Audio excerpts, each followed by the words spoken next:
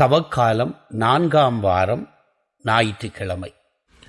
அன்புக்குரியவர்களே, ஒரு அரச மரம் தன்னிலும் தன்னை சுற்றிலும் பிராணவாயு ஆக்சிஜன் இருப்பதை உறுதி செய்து கொள்வதோடு தன்னை தேடி வரும் மனிதர்களுக்கு அளவுக்கு அதிகமாகவே பிராணவாயுவை தந்து அவர்களது பிராண உடலை, எனர்ஜி பாடி என்று சொல்லப்படுகின்ற பிராண உடலை தூய்மையாக்குகிறது. பூமியில் இருந்து பீரிட்டு எழுகின்ற ஊற்று தன்னை தூய்மையாக வைத்துக் கொள்வதோடு தன்னை தேடி வரும் மனிதர்களின் அழுக்கை கழுவி அவர்களையும் தூய்மைப்படுத்துகின்றது. நெருப்பு எதனாலும் கரைப்படுத்தப்படாமல் தன்னை வைத்துக் கொள்வதோடு தன்னில் இடப்படும் தங்கம், வெள்ளி போன்றவற்றின் கரைகளை நீக்கி அவற்றை ஒளி வீச செய்கிறது.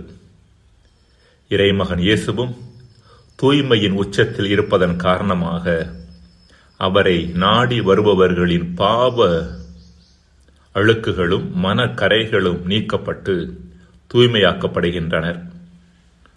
திரு அவையில் உள்ள அனைத்து அருளடையாளங்களின் நோக்கம் கிறிஸ்துவின் உதவியோடு நம்மை நாமே தூய்மையாக்கி நாம் இறைவனை நோக்கி திரும்ப வேண்டும் என்பதே.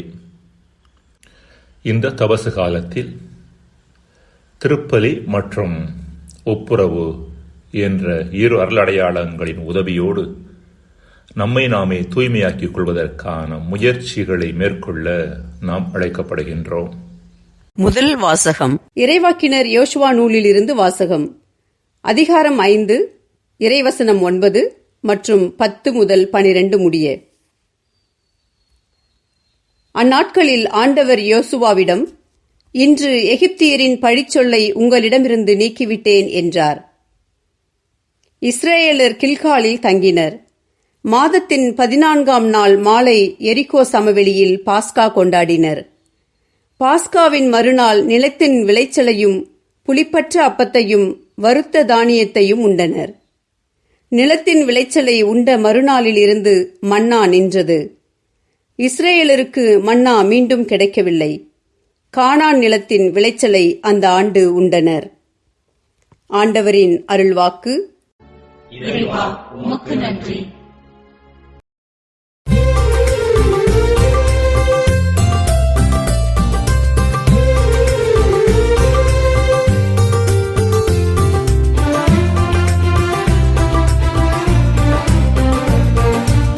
ஆண்டவர் எத்துணை இனியவர் என்று சுவைத்து பாருங்கள்.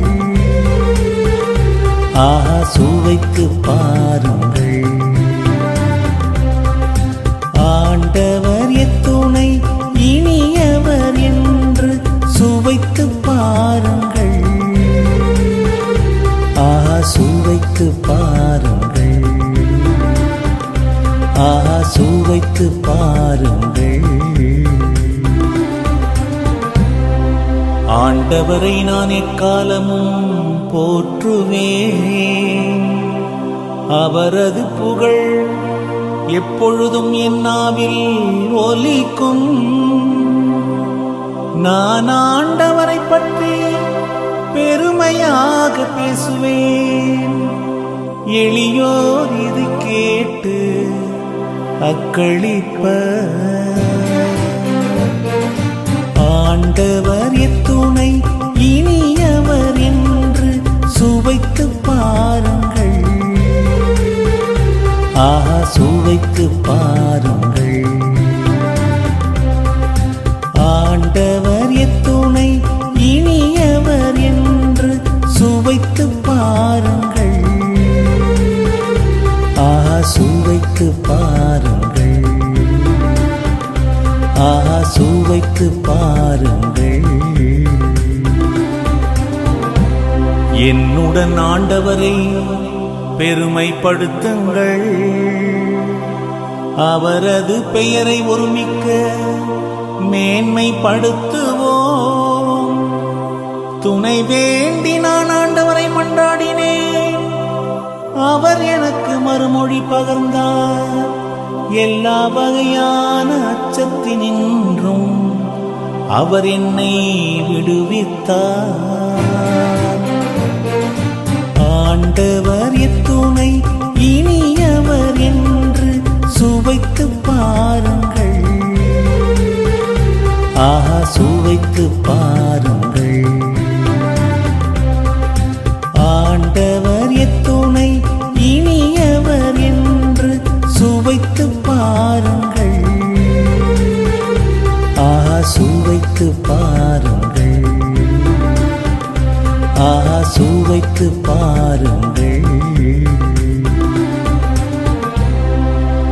அவரை நோக்கி பார்த்தோ மகிழ்ச்சியால் மெளிர்ந்தனர். அவர்கள் முகம் அவமானத்திற்கு உள்ளாகவில்லை. இந்த ஏழை கூவி அழைத்தார், ஆண்டவர் அவனுக்கு செவி சாய்த்தார். அவர் எல்லா நெருக்கடியினின்றும் அவனை விடுவித்து காத்தார். ஆண்டவர் எத்துணை இனியவர் என்று சுவைத்து பாருங்கள். ஆஹா, சுவைத்து பாருங்கள். ஆண்டவர் எத்துணை இனியவர் என்று சுவைத்து பாருங்கள். ஆஹா, சுவைத்து பாருங்கள். ஆஹா, சுவைத்து பாருங்கள்.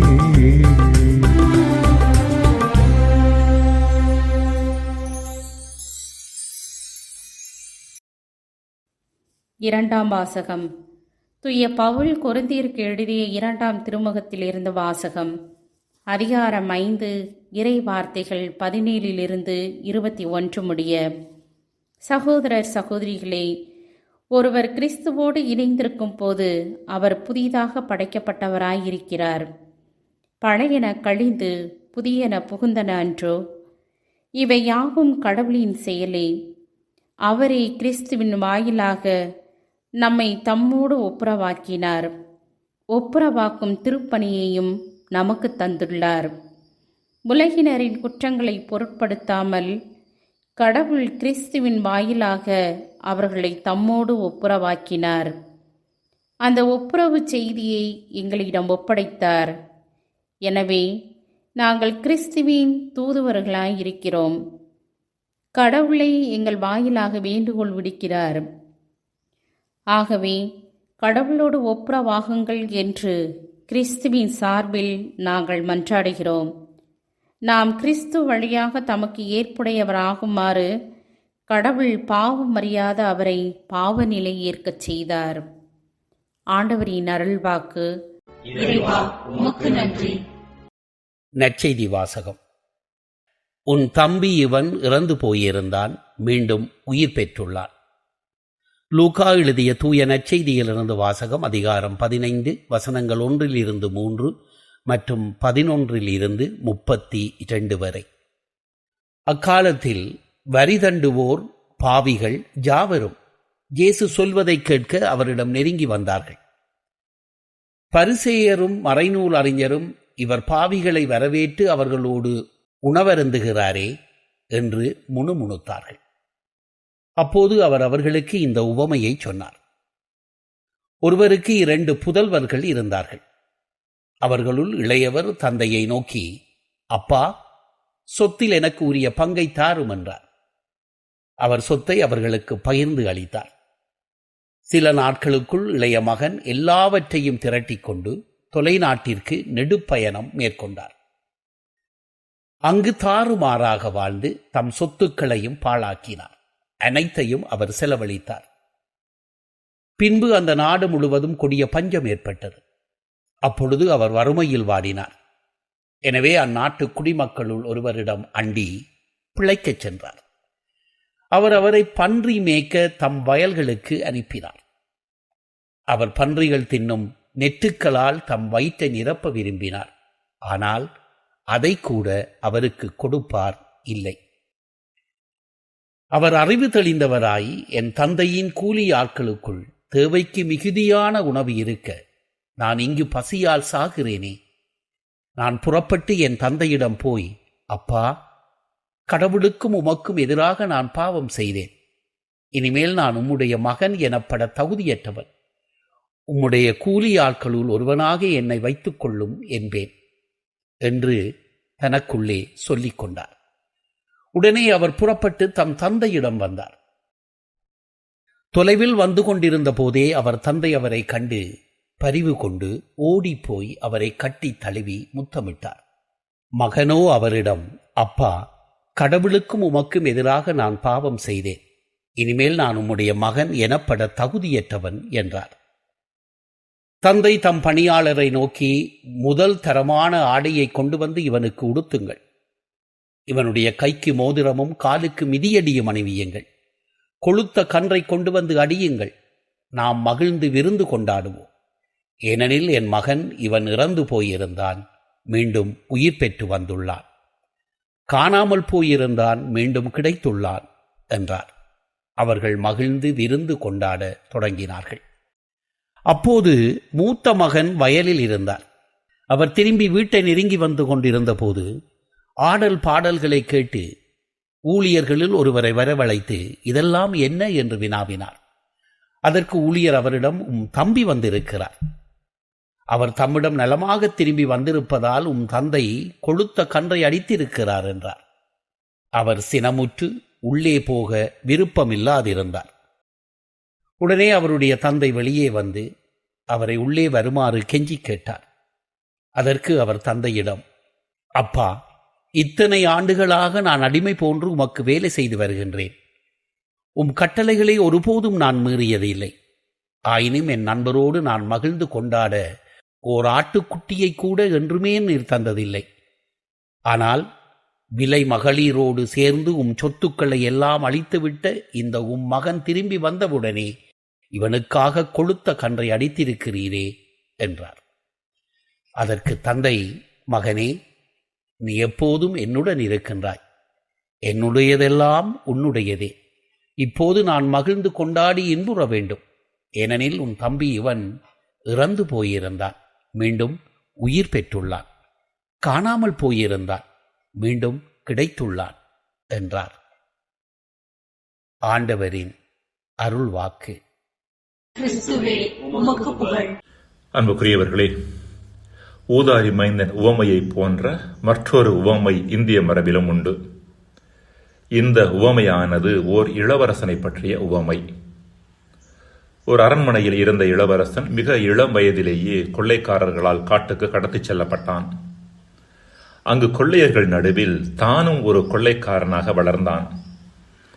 தன் தாய் தந்தையர்கள் அரசர்கள் என்பதையும் தன் வாழ்விடம் அரண்மனை என்பதையும் முழுவதுமாக மறந்தான். காலப்போக்கில் கைதேர்ந்த கொள்ளைக்காரனாக மாறினான்.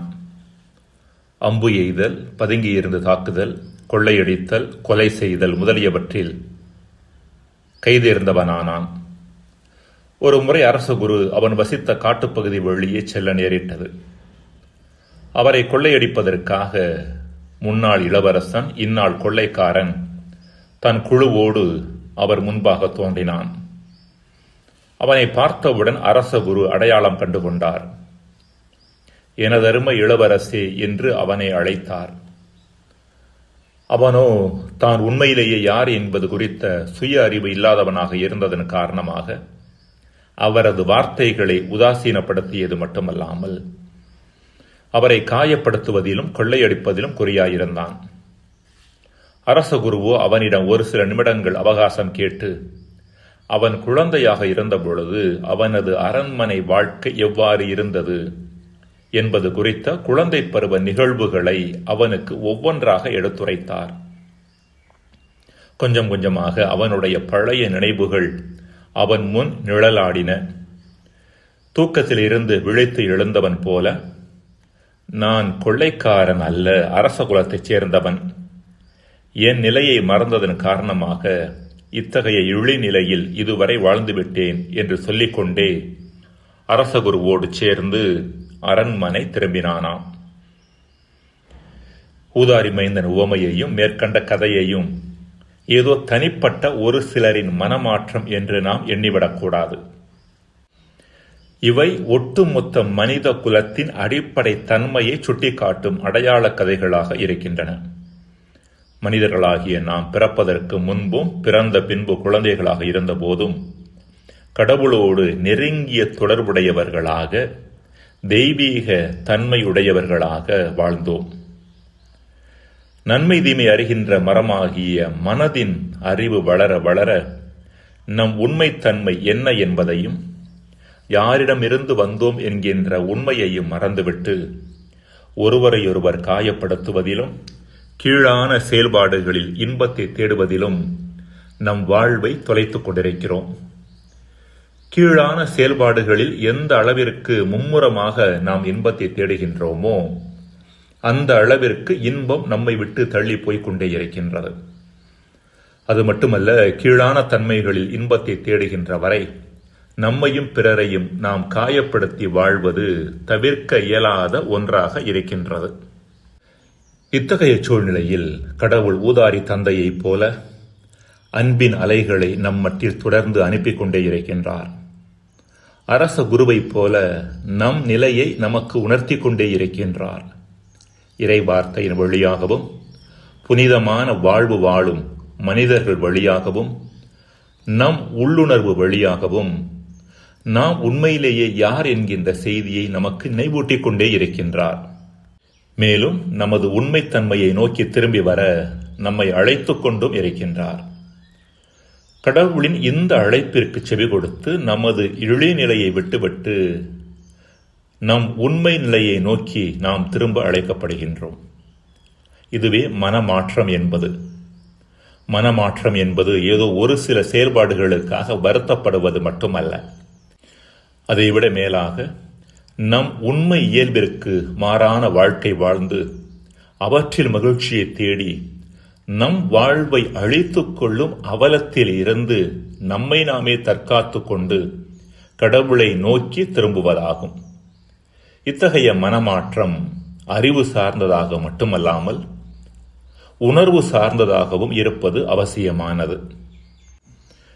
தன்னை விட்டு பிரிந்த மானிட சமூகத்தை தன்னை நோக்கி திருப்பிக் கொணர கடவுள் மேற்கொண்ட மாபெரும் முயற்சியே இயேசுவின் மானுடல் ஏற்பு.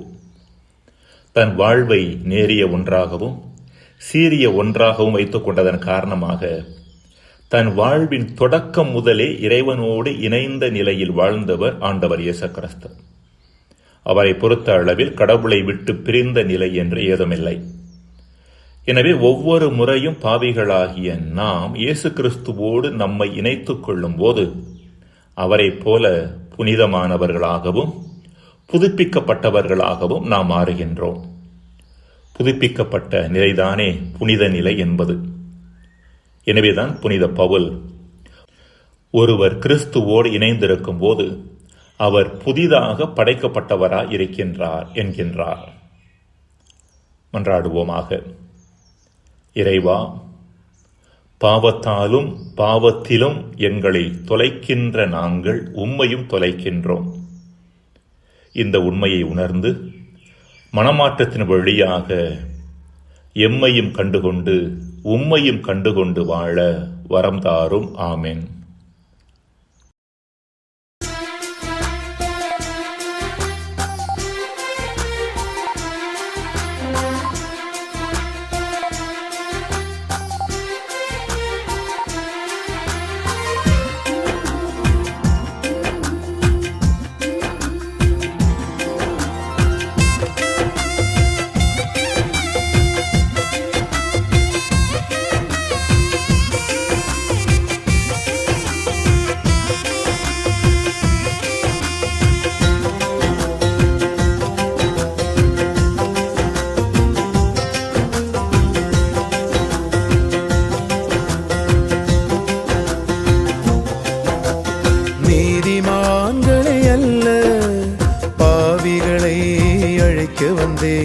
மனம் வருந்தி திருந்தி வரும் எல்லோரும் என் மக்கள்.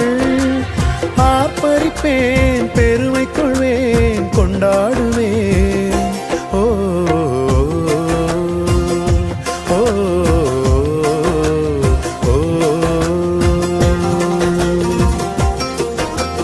நீதிமான்களை அல்ல பாவிகளை அழைக்க வந்தேன். மனம் வருந்தி திருந்தி வரும் எல்லோரும் என் மக்கள். ஆர்ப்பரிப்பேன், பெருமை கொள்வேன், கொண்டாடுவேன். ஓ ஓ ஓ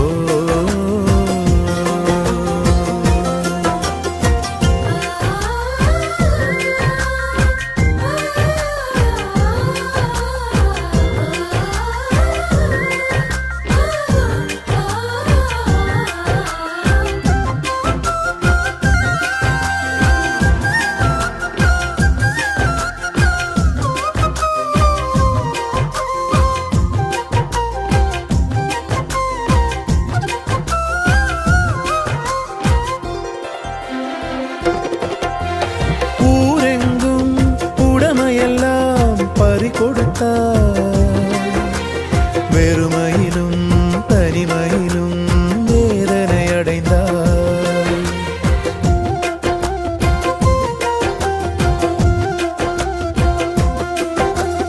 ஊரெங்கும் உடமையெல்லாம் பறி கொடுத்தாய்.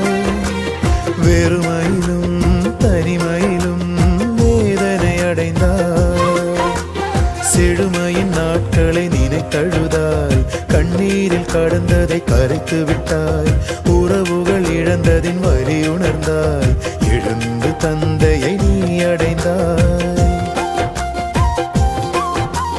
தவறிய பாதைக்கு விடை கொடுத்தாய். திரும்பி விட்டாய், அது போதும். நீ திரும்பி விட்டாய், நான் ஏற்பேன். ஆர்ப்பரிப்பேன், பெருமை கொள்வேன், கொண்டாடுவேன். ஓ ஓ, ஓ, நீதிமான்களை அல்ல பாவிகளை அழைக்க வந்தே. மனம் வருந்தி திருந்தி வரும் எல்லோரும் என் மக்கள். ஆர்ப்பரிப்பேன், பெருமை கொள்வேன், கொண்டாடுவேன். ஓ ஓ, ஓ,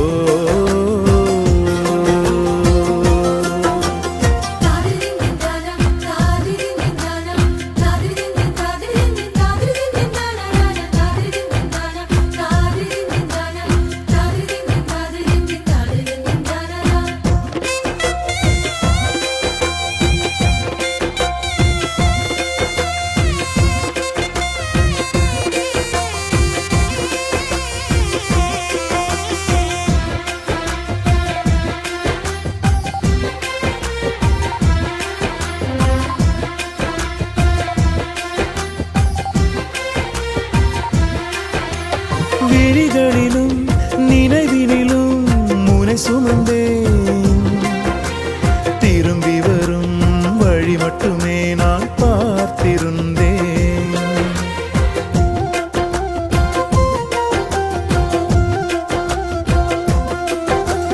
விழிகளிலும் நினைவினிலும் முனை சுமந்தேன். திரும்பி வரும் வழி மட்டுமே நான் பார்த்திருந்தேன். வீட்டினை நெருங்கும் முன் கண்டு கொண்டேன். பாசத்தில் தழுவிட ஓடி வந்தேன். தொலைந்த நீ கிடைத்தாய், மகிழ்வு கண்டேன். இறந்து உயிர்த்தாய், என்னை மறந்தேன். அணைத்திடும் தந்தை நான் இருக்க தழுவிட ஏன் இன்னும் தயக்கம்? இனி இதுவே புது வாழ்வின் தொடக்கம். ஆர்ப்பரிப்பேன், பெருமை கொள்வேன், கொண்டாடுவேன். ஓ ஓ, ஓ, நீதிமான்களை அல்ல பாவிகளை அழைக்க வந்தே. மனம் வருந்தி திருந்தி வரும் எல்லோரும் என் மக்கள். ஆர்ப்பரிப்பேன், பெருமை கொள்வேன்,